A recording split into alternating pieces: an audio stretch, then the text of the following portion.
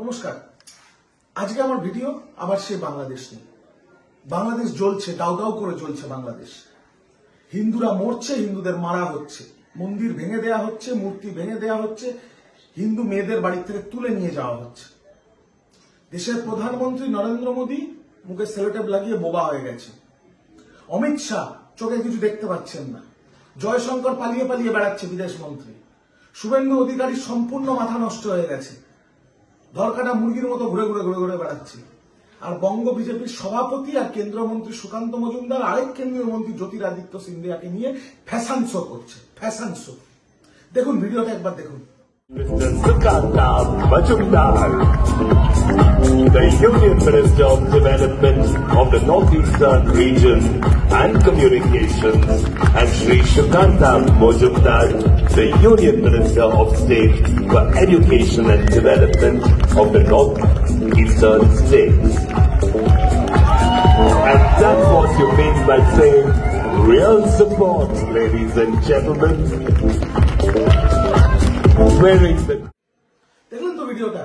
এই হচ্ছে বিজেপির আসল চরিত্র। এরা যে বলে না আমরা স্বঘোষিত হিন্দু ধর্ম, সনাতন ধর্মের ধারক আর বাহক, এদের হিন্দুদের নিয়ে কিচ্ছু যায় আসে না। হিন্দু বাঁচুক মরুক এদের কিচ্ছু যায় আসে না। এদের শুধু হিন্দু মুসলিম করে ভারতবর্ষে হিন্দুদের ভোটটা দখল করাটাই এদের পরিকল্পনা। এদের আর কিচ্ছু যায় আসে না। নইলে বাংলাদেশে যে হিন্দুদের ওপর যে অত্যাচার হচ্ছে, অন্যায় হচ্ছে, সেখানে কি বিজেপি দুটো কেন্দ্রমন্ত্রী ফ্যাশন শো করতে পারে?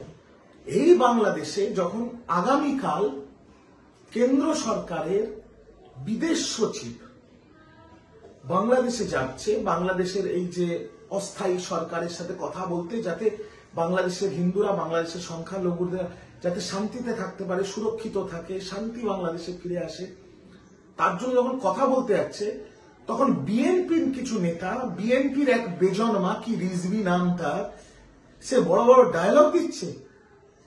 সে বড় বড় ডায়লগ, সে বলছে বাংলা দখল করে নেব, সে বলছে বিহার দখল করে নেব, উড়িষ্যা দখল করে নেব। সামান্য সৌজন্য বোধ, সামান্য কৃতজ্ঞতা বোধ মানুষের থাকা উচিত। আমার দৃঢ় বিশ্বাস, আর আমি ব্যক্তিগতভাবে বিশ্বাসী, যে বাংলাদেশের 90% মানুষ শান্তিপ্রিয়, বাংলাদেশের 90% মানুষ ধর্ম নিরপেক্ষ। 10% জামাতি, 10% এই বিএনপি দুর্বৃত্তগুলো, আর তার মধ্যে কিছু মৌলবাদী, উগ্র মৌলবাদীরা এই নোংরামি করছে, পুরো বাংলাদেশে আগুন লাগাচ্ছে। আর বিএনপির নেতারা এই রিজভি, একটা থাবড় মারলে 10টা দাঁত মাটিতে পড়ে যাবে, জোরে চিৎকার করলে হাটফেল হয়ে মরে যাবে। সে বলছে বাংলা দখল করবে, বিহার দখল করবে, উড়িষ্যা দখল করবে। বড় বড় কথা। আজকে যে বাংলাদেশের মাটিতে দাঁড়িয়ে ভাষণ দিচ্ছে এই রিজভি, সে বাংলাদেশের মাটি আজকে স্বাধীন মাটি ভারতবর্ষের দয়ায়। কারণ ভারতবর্ষের প্রধানমন্ত্রী ইন্দিরা গান্ধী সেই সময় শেখ মুজিবুর রহমান আর মুক্তিযোদ্ধাদের সাথে কাঁধে কাঁধ মিলিয়ে লড়াই করে পাকিস্তান, সুরাবর্দী আর পাকিস্তানের যত আর্মি রাজাকার ছিল পাকিস্তানে, তাদেরকে তাড়িয়ে দিয়েছিল আর বাংলাদেশকে স্বাধীন করেছিল। সেই স্বাধীন বাংলাদেশের মাটিতে দাঁড়িয়ে এই সুরাবর্তীর বংশধরগুলো, বেজন্মাগুলো ভারতবর্ষের উপর আঙুল তুলছে। দেখুন ভিডিওটা, দেখুন রিজভি কি বলছে, শুনুন ভিডিওটা। রক্ত ফুটবে, টকবক করে রক্ত ফুটবে, দেখুন ভিডিওটা। প্রত্যেকটা দেশের স্বাধীনতার মর্যাদা দেই।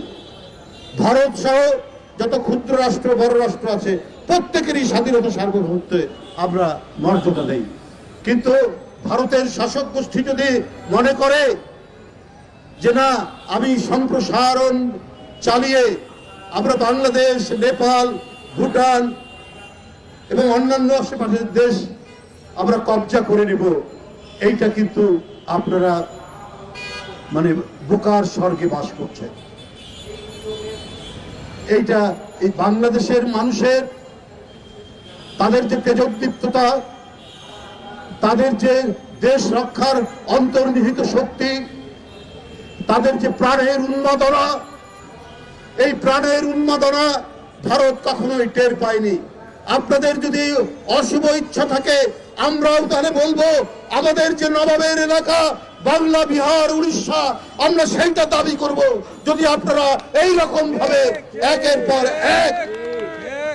একের পর এক বাংলাদেশের বিরুদ্ধে আগ্রাসী ভূমিকা পালন। ভিডিওটা দেখলেন? তারপরে আরেকটা ভিডিও এবার আপনারা দেখবেন, সেখানে বিএনপি রিজভি যা বলেছে ঠিক আছে, এসব 2 টাকার এইসব রাজাকার গুলো আর এই 2 টাকার এইসব সুরবর্তী বংশধরদের আমরা মানে পাত্তাও দিই না।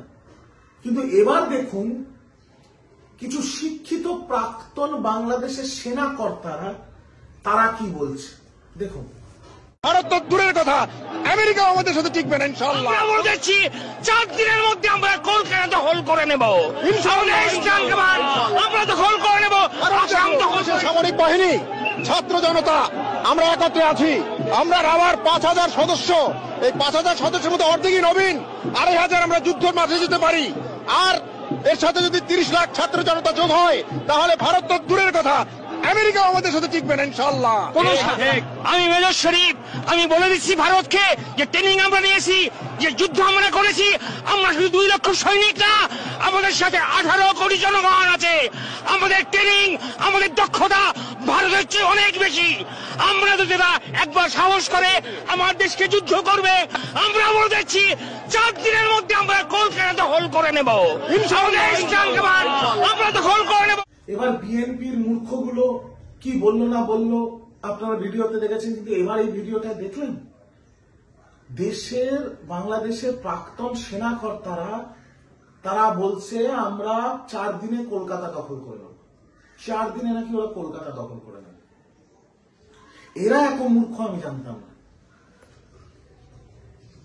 কৃতজ্ঞতা বোধ তো নেই এই বেঈমানদের, তাই এদের একটু পরিসংখ্যান দিই। মোদী যা করবে করবে, একটু পরিসংখ্যান দিই। ভারতবর্ষের সেনাবাহিনী বিশ্বের 4র্থ বৃহত্তর সেনাবাহিনী।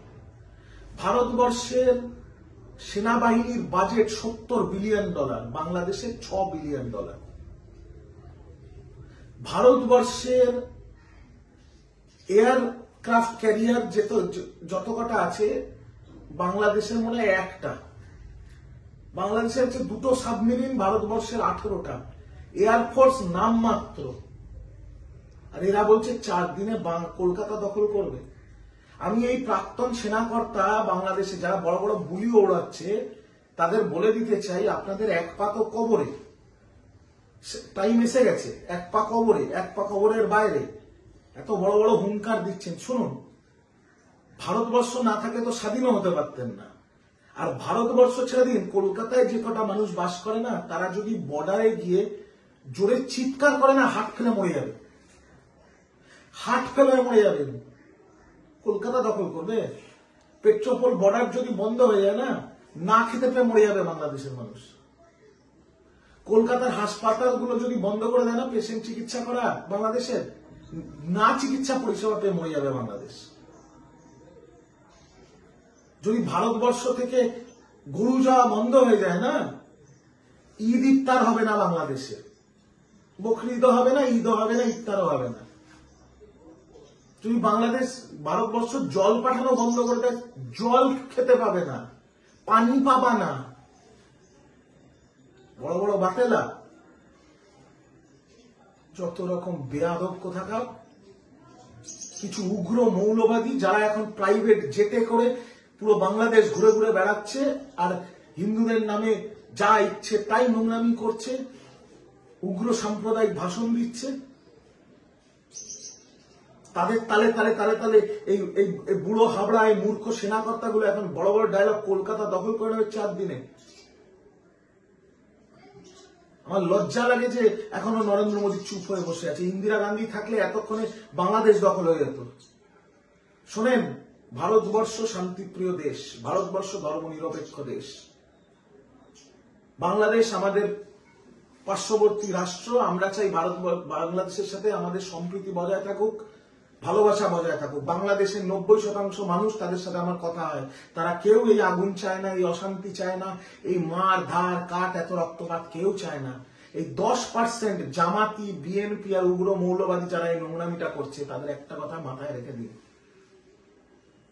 ভারতবর্ষ কোনোদিন কারুর উপর চড়াও হয় না, ভারতবর্ষ কারুর জায়গা দখল করতে চায় না। কিন্তু যখন বড় বড় বাতেলা দেবেন, একটা জিনিস মাথায় রাখবেন, 5 মিনিট 5 মিনিট লাগবে না ভারতবর্ষে পুরো বাংলাদেশ দখল করে গুলশনে ভারতের পতাকা পুঁতে ব্রেকফাস্ট করতে। তাই সবার নিজের অকাতটা বোঝা উচিত, অকাতে থাকুন, অকাতের ওপর উড়বেন না। এটা বাংলায় কথা আছে জানেন তো, পিপিলিকার পাখা গজায় মরিবার তরে। তাই লেভেলে থাকুন, অকাতে থাকুন। দুটো রাষ্ট্রের মধ্যে সম্প্রীতি বজায় থাক, দুটো রাষ্ট্রের মধ্যে বাণিজ্য বজায় থাক, দুটো রাষ্ট্রের মধ্যে শান্তি বজায় থাক। আমাদের দেশেও সংখ্যালঘুরা সুরক্ষিত থাক, শান্তিতে থাক, বাংলাদেশের সংখ্যালঘুরাও সুরক্ষিত থাক, শান্তিতে থাক। এটা ভারতবর্ষের নাগরিকরা চাইছে, এটা বাংলাদেশের নাগরিকরাও চাইছে। আর যে উগ্র মাওলাবাদী জামাতিরা যে নোংরামিটা করছে, বিএনপির এই সুরাবর্দীর বংশধররা যে নোংরামিটা করছে, তাদের বলে দিতে চাই শুধরে যান। যে পাকিস্তানকে নতুন আব্বা আব্বা বলে ডাকা শুরু করছেন, এই পাকিস্তানকে কিন্তু জুতো মেরে তাড়াতে আমাদের 2 সেকেন্ড লেগেছে, আপনারা কিছু না। তাই কথাটা ভদ্রভাবে বলুন, ঠিক আছে? ভদ্রভাবে, ভদ্র সভ্য হয়ে থাকুন, কৃতজ্ঞতা বোধ মনে রাখুন, সৌজন্য বোধ মনে রাখুন। ভারতবর্ষ কোনোদিন কারোর বিরুদ্ধে যায় না, মাথায় রাখবেন, বললাম মাথায় রাখবেন। তৃণমূল কংগ্রেস জিন্দাবাদ, দেশনেত্রী মমতা বন্দ্যোপাধ্যায় জিন্দাবাদ, ছাত্র যুব উন্নয়নের মনি আমার লিডার অভিষেক বন্দ্যোপাধ্যায় জিন্দাবাদ। জয় বাংলা, জয় বাংলা।